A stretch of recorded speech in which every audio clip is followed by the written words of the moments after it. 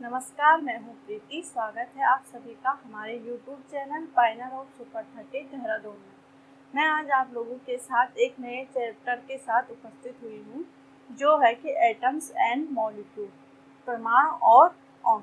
इससे पहले हमने मैटर को देखा और मैटर हमारा फिनिश हो चुका है। अब हम परमाणु और अणु को पढ़ेंगे। परमाणु और अणु, एटम्स एंड मॉलिक्यूल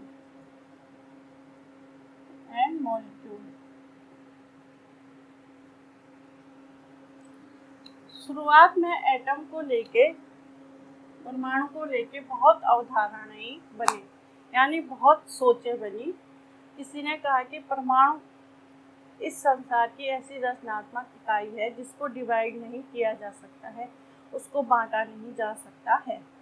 किसी ने कहा कि पदार्थ के हम यदि छोटे छोटे कण करते जाएं और एक ऐसी अवस्था आती है जब वह अब भागों में नहीं बंट सकता है, उसे परमाणु का नाम दिया गया। लेकिन 18वीं सदी के आते आते दो वैज्ञानिक आए, लिवाइजिए और एल प्राउस्ट। उन्होंने दो नियम दिए रासायनिक संयोजन के, केमिकल कॉम्बिनेशन के। उन्होंने दो नियम दिए जिसके आधार पर परमाणु को डिफाइन करना आसान हुआ। दो वैज्ञानिक थे, लिवाइजिए और एल प्राउस्ट।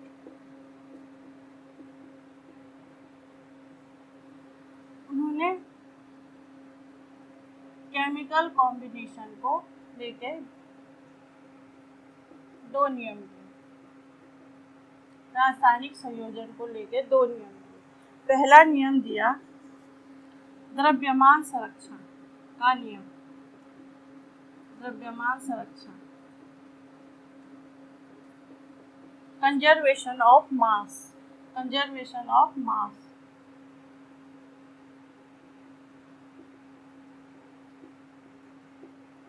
इस नियम के अनुसार रासायनिक क्रिया में भाग लेने वाले तत्वों के द्रव्यमानों को ना तो उत्पन्न किया जा सकता है और ना ही इनको समाप्त किया जा सकता है।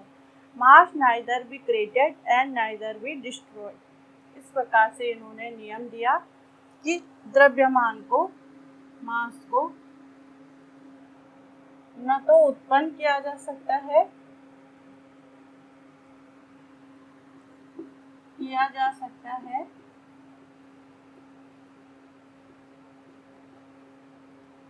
और ना ही इसका विनाश किया जा सकता है, विनाश किया जा सकता है। केमिकल रिएक्शन में जो भी तत्व भाग लेंगे उनके द्रव्यमान को, मास को हम ना ही उत्पन्न कर सकते हैं और ना ही उसका विनाश कर सकते हैं। जैसे ए और बी दो तत्व हैं, दो एलिमेंट हैं जो मिलकर ए बी कंपाउंड बनाते हैं। इस ए का जो मास होगा वह भी फिक्स होगा और बी का जो मास होगा वह भी फिक्स होगा। इसको ना तो हम उत्पन्न कर सकते हैं और ना ही इसका विनाश कर सकते हैं, और इन दोनों के मासों को जोड़कर ए बी का मास आएगा। यहाँ पे जब केमिकल चेंज होगा, केमिकल चेंज के द्वारा एक यौगिक बनेगा जो भले इन दोनों से बिल्कुल अलग होगा, लेकिन उसका मास इन दोनों के मास के जोड़ने पे आएगा। यानी मास को ना तो उत्पन्न किया जा सकता है और ना ही उसका विनाश किया जा सकता है। दूसरा नियम दिया गया स्थिर अनुपात का नियम। दूसरा नियम दिया गया स्थिर अनुपात का नियम।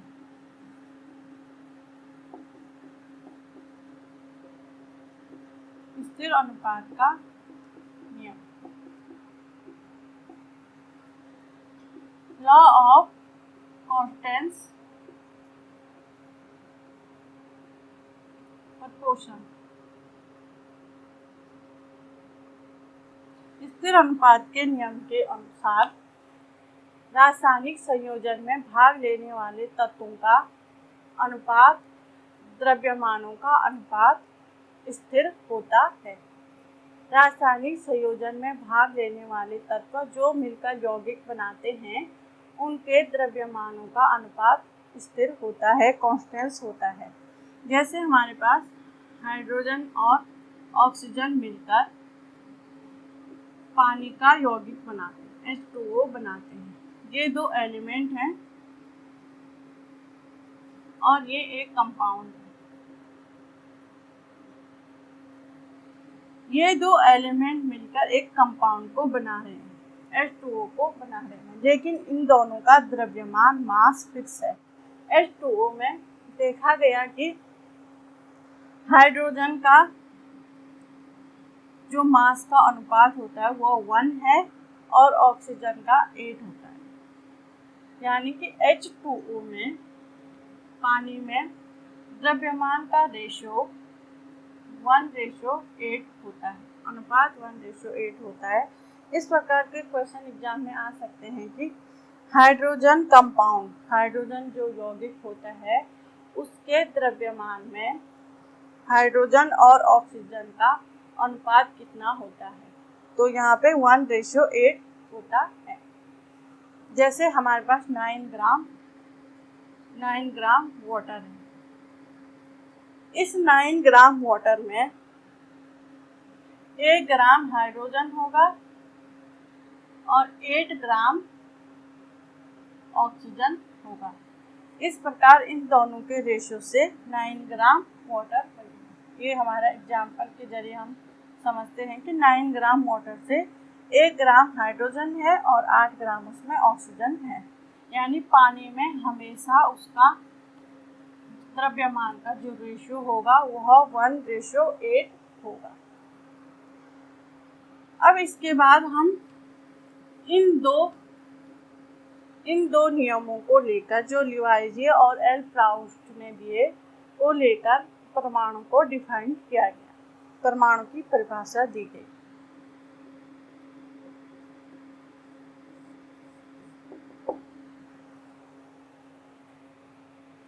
इस विश्व की प्रत्येक मैटर का जो रचनात्मक इकाई है उसका नाम परमाणु दिया गया। यानी प्रत्येक मैटर, जो भी हम एक मैटर हैं उसकी रचनात्मक इकाई एक परमाणु है। जैसे हम एक बिल्डिंग बनाते हैं, इमारत बनाते हैं, उसमें छोटे छोटे कमरे बनाते हैं, तो उस पूरी बिल्डिंग का जो रचनात्मक इकाई है वह बालू का एक कण है। उसी प्रकार से पूरे विश्व में जितने भी पदार्थ हैं उनकी रचनात्मक इकाई परमाणु है। विश्व की ही रचनात्मक इकाई परमाणु है, परमाणु है। अब यहीं पर इसके बाद यह बात आती है कि तत्वों के परमाणु, तत्व परमाणु से मिलकर बना हुआ है, उसके जो सिंबल है, प्रतीक किस प्रकार दिए गए। परमाणुओं के प्रतीक, तत्वों के परमाणुओं के प्रतीक, परमाणु के प्रतीक।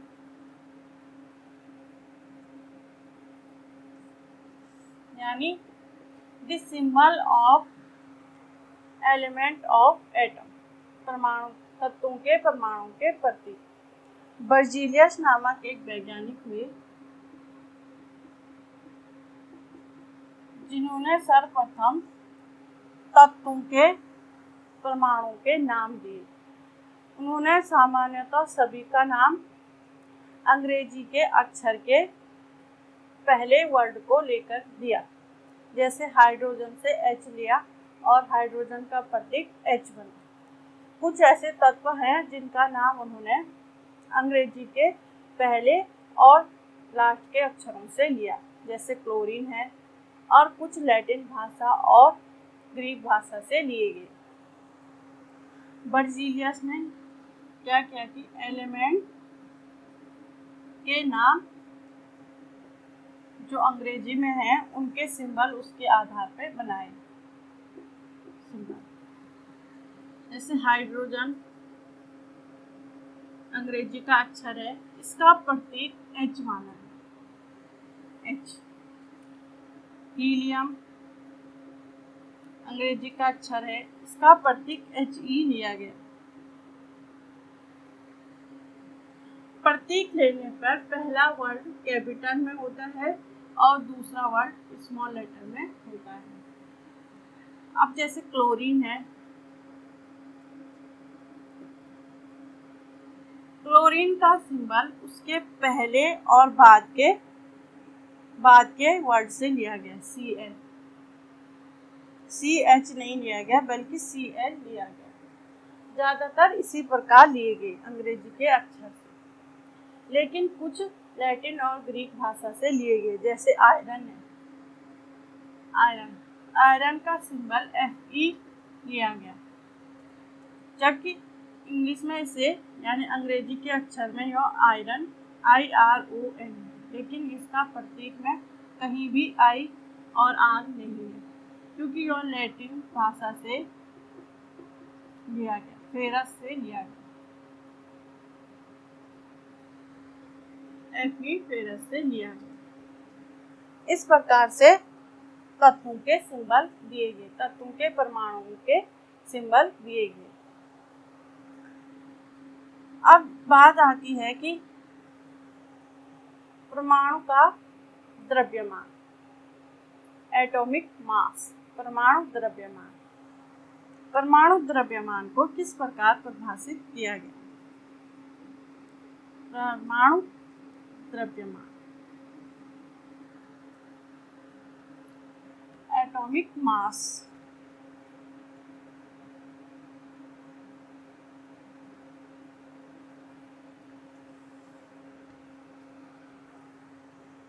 एटॉमिक मास को डिफाइन करने के लिए कार्बन 12 को बेस माना गया। उसी के आधार पर अन्य तत्वों के जो एटॉमिक मास है, परमाणु मास है, उसको डिफाइन किया गया।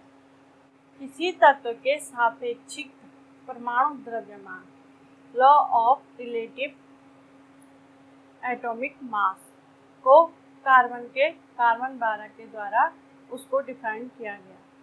पहले हम इसकी डेफिनेशन देख देते हैं और उसके बाद समझेंगे। परमाणु द्रव्यमान इकाई वह इकाई है जो कार्बन 12 के एटम परमाणु के 1/12 भाग के बराबर सापेक्ष होता है। इस प्रकार से कार्बन को रिलेटिव माना गया, सापेक्ष माना गया, यानी इससे तुलना करके, कार्बन 12 से तुलना करके सभी तत्वों के एटम जो हैं, परमाणु जो हैं, उसके एटॉमिक मास को डिफाइन किया गया। जैसे तरबूज बेचने वाला क्या करता है, एक तरबूज बेचने वाला है, उसके पास भार के रूप में न तो वाट है और न ही कोई वेटिंग मशीन है, लेकिन वो फिर भी एक फिक्स भार लेके हमको तरबूज दे रहा है। उसने क्या किया कि एक तरबूज लिया और इसके 12 बराबर हिस्से किए।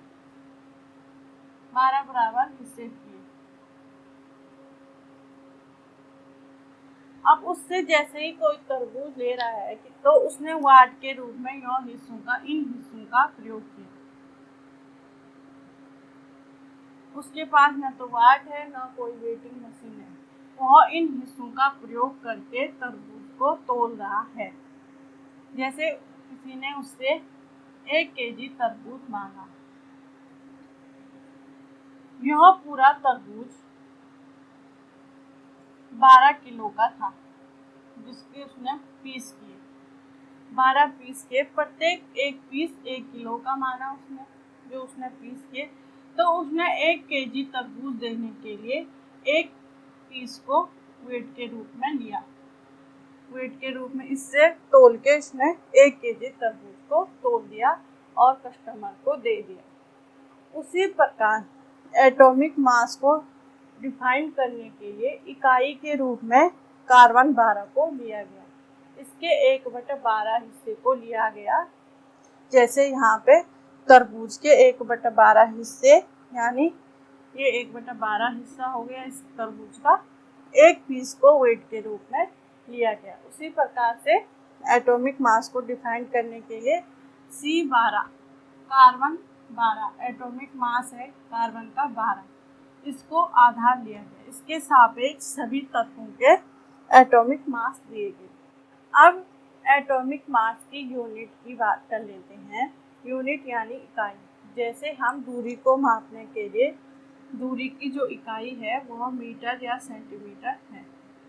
हम 100 मीटर गए, 100 सेंटीमीटर गए, इस प्रकार से 100 किलोमीटर गए, इस प्रकार से दूरी की जो इकाइयाँ हैं वो ये हैं।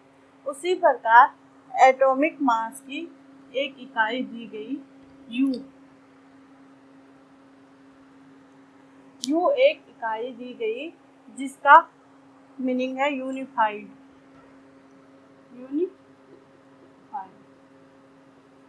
जो एटॉमिक मास की यूनिट है। जैसे हाइड्रोजन का एटॉमिक मास 1 होता है, इसकी इकाई यू 1 यू होता है। हीलियम का 2 यू। इस प्रकार से इसकी यूनिट दी गई।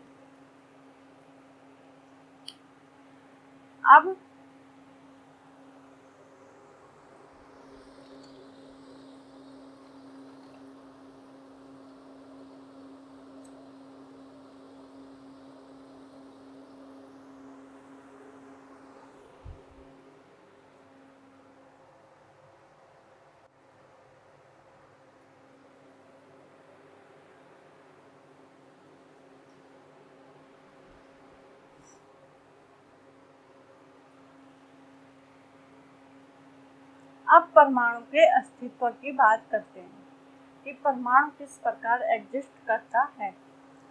How to exist atom.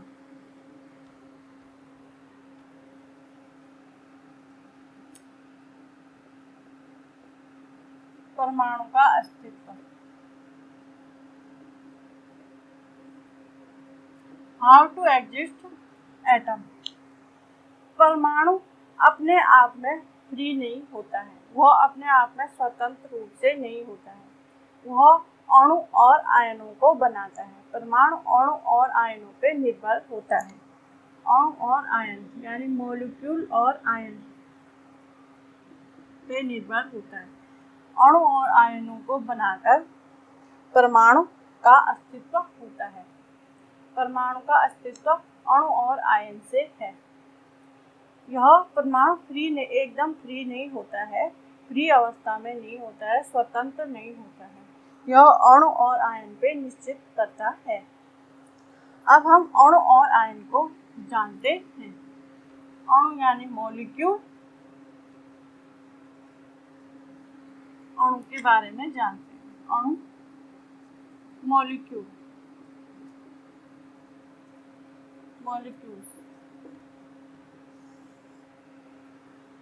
हमने अभी देखा कि परमाणु के अस्तित्व में परमाणु अणु और आयनों को बनाता है, यानी अणु परमाणु से मिलकर बना होता है।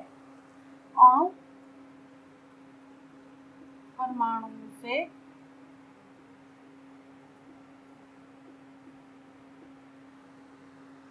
मिलकर बना होता है।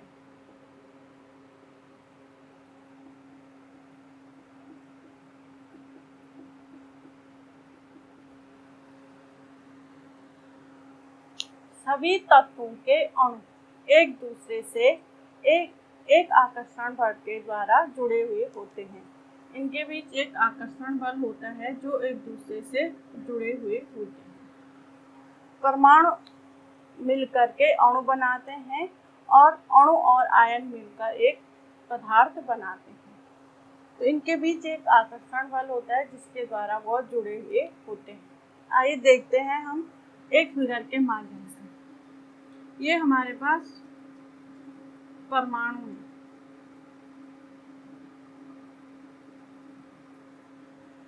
ये एटम है जो आपस में जुड़ करके अणु बनाते हैं, मॉलिक्यूल बनाते हैं।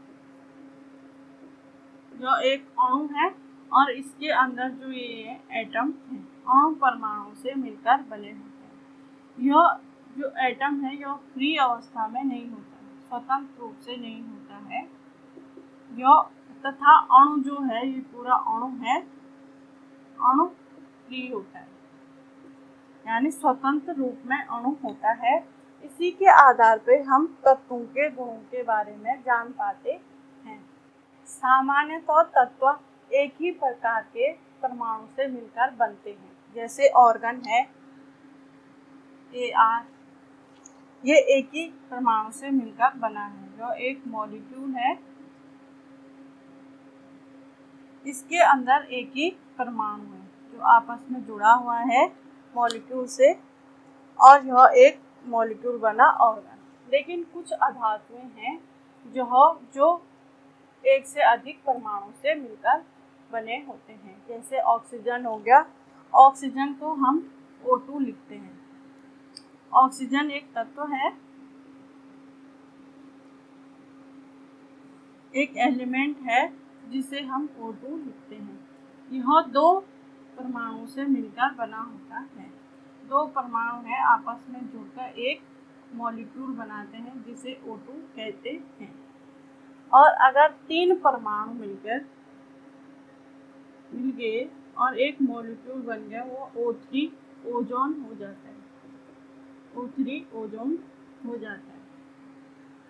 इस प्रकार से हम देखते हैं कि अणु परमाणुओं से मिलकर बने होते हैं। इनके मध्य एक आकर्षण बल होता है जिसके द्वारा यह जुड़े होते हैं। और कुछ ज़्यादातर तत्वों में एक ही परमाणु होता है जिसके अणु एक ही परमाणु से मिलकर बने होते हैं।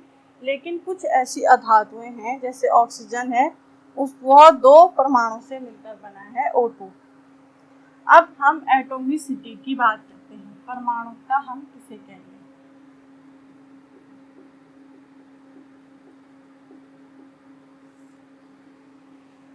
परमाणुकता, एटॉमिसिटी।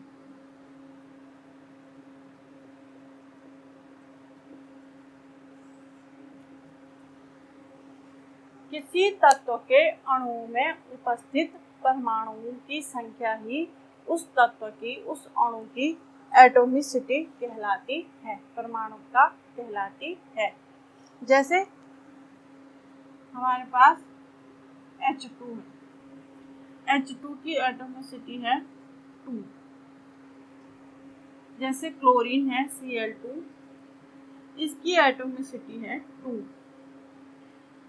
इस तत्व की जो एटॉमिसिटी है वो 2 है।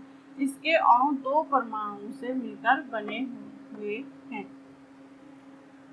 O2 है, ऑक्सीजन है, दो तत्व मिलकर एक यौगिक बना रहे, एक कंपाउंड बना रहे हैं, O2 बना रहे हैं। इस तत्व की जो एटॉमिसिटी होगी वो 2 होगी, यानी किसी अणु में उपयुक्त होने वाले परमाणुओं की संख्या ही उसकी एटॉमिसिटी कहलाती है। अभी तक हमने तत्वों की एटॉमिसिटी की बात की, तत्वों के अणु की बात की। अब हम यौगिकों के अणु की बात करेंगे। यौगिक के अणु,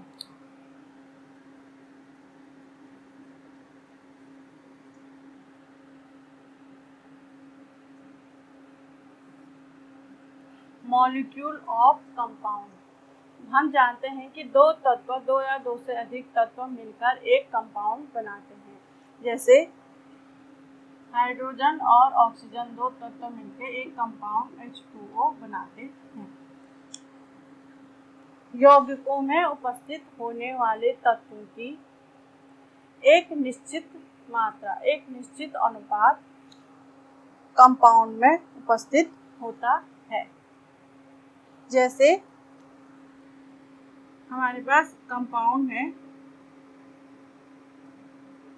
एलिमेंट, उसमें उपयोग होने वाले एलिमेंट, उसका एटॉमिक मास रेशियो,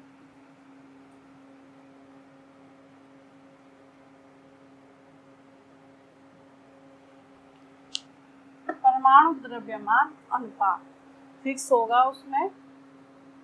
किसी यौगिक में जो तत्व यूज होते हैं, जो तत्व मिलकर एक यौगिक को बनाते हैं, उसमें उसका मास फिक्स होता है, मास का अनुपात फिक्स होता है। जैसे यहाँ पे कंपाउंड H2O है जो हाइड्रोजन और ऑक्सीजन से मिलकर बना है। इसका रेशियो फिक्स होता है 1:8 होता है।